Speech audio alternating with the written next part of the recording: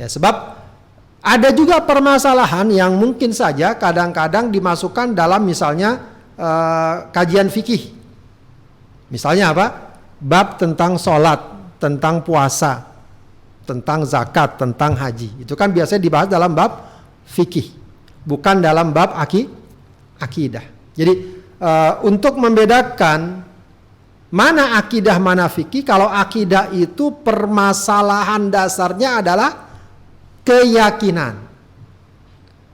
Kalau fikih, ruang lingkupnya adalah pengamalan, implementasi, ya, perbuatan. Ya, makanya nanti dikatakan yang namanya fikih adalah al-ahkam al-amaliyah, hukum-hukum yang bersifat praktis. Nah, kalau akidah tidak. Akidah itu masalah dasarnya adalah keyakinan. Ya, keyakinan. Nah, misalnya tentang sholat.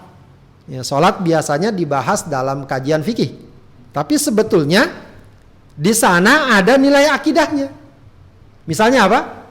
Tentang wajibnya sholat. Tentang wajibnya sholat.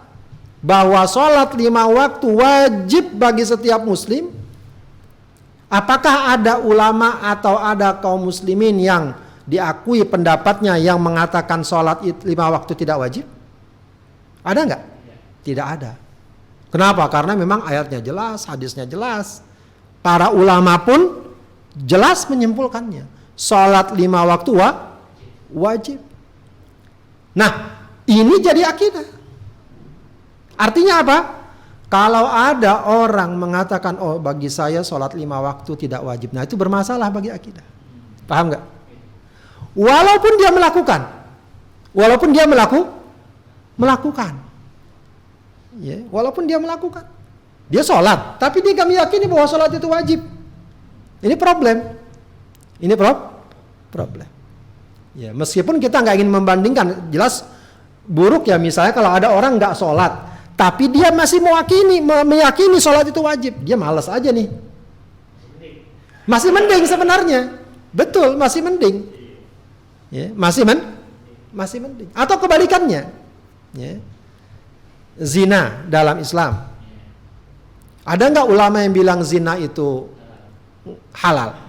Kecuali ulama-ulamaan yang kemarin bikin sebuah teori zina kalau kalau berduaan, kalau nggak ngajak orang boleh. Nah, itu nggak dianggap lah syadz kalau para ulama bilang nyeleneh. Tidak ada ulama yang mengatakan bahwa zina itu halal. Ya, hubungan seksual di luar nikah itu halal, tidak ada.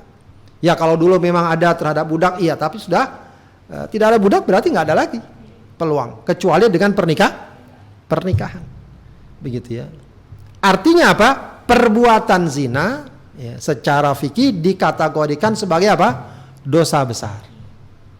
Tapi ada perkara akidahnya, meyakini bahwa zina itu haram. Itu masalah akidah. Kenapa? Sebab dia masuk dalam kategori pokok agama ya, yang sudah ya, memang disepakati kesimpulan dan kedudukannya dalam agama. Itu masalah akidah.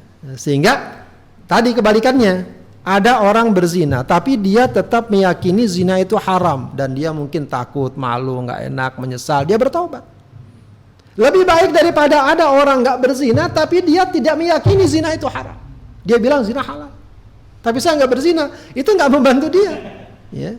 Sebab apa? Ini masalah keyakinan. Di sini penting kita punya prinsip-prinsip yang jelas. Jadi kesimpulannya akidah ini memang pokok-pokok agama yang sudah jelas ya, kedudukannya. Ya. Bagaimana kita tahu poin-poinnya ya? Tentu saja seiring dengan upaya kita untuk terus memahami Islam, memahami ajaran Islam. Ya. Banyak sekali misalnya kita berbicara tentang Al-Quran, berbicara tentang Islam, bahwa Islam adalah agama yang paling benar, yang diridhoi oleh Allah hanyalah Islam. Itu akidah. Ya, itu akidah bagi seorang muslim. Begitu ya. Ya, jadi ini yang harus kita pahami. Makanya juga tadi akidah disebut dengan tauhid, kadang disebut juga dengan sunnah, kadang disebut juga dengan iman, disebut juga dengan usuluddin, perkara pokok agama. Jadi memang agama ada yang sifatnya pokok, Ya pokok tadi ini yang disebut tadi masuk ke dalam masalah akidah tadi. Ya, yang sudah jelas nasnya hadis. Jadi kalau lihat ini pokok atau cabang. Kalau cabang itu ya bawahnya. Cabangnya dari pokok tadi. Jadi tadi pokok ya masalah sholat 5 waktu itu pokok. Ya sebenarnya juga kalau nanti diurut lagi lebih dasar, ya, rukun-rukun sholat yang sudah jelas itu pokok juga sebenarnya. Sholat harus ada takbir, baca al-fatihah, ada ruku, ada sujud, itu pokok. Nah cabang-cabangnya ya nantilah apakah takbirnya sejajar dengan bahu, dengan telinga, apakah di dada, di bawah dada, begitu ya, apakah dijulurkan. Nah itu bagian cabang agama. Apakah baca al-fatihah atau tidak bagi makmum misalnya. Nah, itu masalah-masalah cabang, masalah-masalah cabang ya. Masalah pokok banyak ya. Masalah cabang lebih banyak ya. Jadi seorang muslim hendaknya harus dapat memilah dan membedakan dua hal ini. Mana pokok agama, mana cabang agama. Sebab ini nanti akan sangat mempengaruhi pada pensikapan yang seharusnya dia ambil. Itu yang tadi saya katakan, jangan sampai nanti dalam pergaulan sehari-hari ada satu sikap perkara yang sebenarnya bukan akidah dianggap akidah. Sehingga misalnya dia mati-matian untuk membelanya dan kemudian memusuhi orang yang tidak sesuai dengannya dalam satu perkara yang sebenarnya masih ada ruang untuk toleransi, untuk dapat saling memahami walau ada perbedaan. Ya. Tapi kebalikannya, ya, karena tidak memahami pemilahan-pemilahan ini, ada perkara-perkara yang sebenarnya akidah, tapi seakan-akan dianggap ini perkara cabang. Ya, sehingga dia bisa bertoleransi, memberikan ruang permakluman di sini atau merasa menganggap ini perkara remeh. Nah, ini sesuatu yang sebenarnya harus disikapi dengan bas. Ya. Maka inilah yang tadi kita katakan ya, pentingnya kita memahami ruang lingkup akidah tadi, dapat menentukan sikap dengan tepat berdasarkan skala prioritas. Ya, jadi mana yang harus kita dahulukan?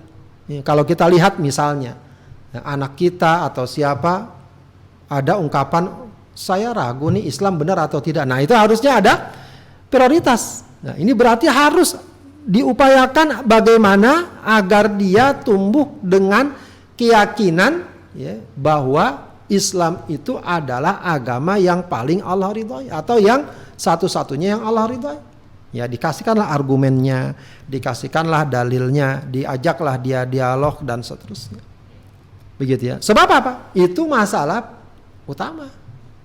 Ya, masalah utama. Tapi kalau dia masih misalnya memperdebatkan apakah menyentuh wanita batal atau tidak, nah itu perkara yang masih mungkin bisa dibicarakan, didiskusikan. Ya, karena memang para ulama juga misalnya ikhtilaf berbeda pendapat dalam hal tersebut. Ya, misalnya kalau dia berpendapat, saya merasa bahwa misalnya kunut subuh itu tidak harus, ya misalnya, atau tidak sunnah misalnya. Ya meskipun bisa jadi itu jadi bahan dialog, tapi itu bukan masalah akidah. Tapi kalau dia bilang bagi saya sih sekarang sholat subuh udah nggak perlu, nah itu akidah gitu ya. Itu akidah. Jadi agar orang bisa membedakan, ya, tahu mana perkara yang harus dia sikapi dengan serius dan sikap jelas dan tegas. Begitu ya, jelas dan tegas. Ya. Dalam hal yang lain, masalah cinta kepada Rasulullah, kalau ada orang mengatakan Rasulullah itu samalah dengan kita, itu masalah akidah. Nah, atau ada orang mengatakan ada Nabi setelah Rasulullah, itu masalah akidah.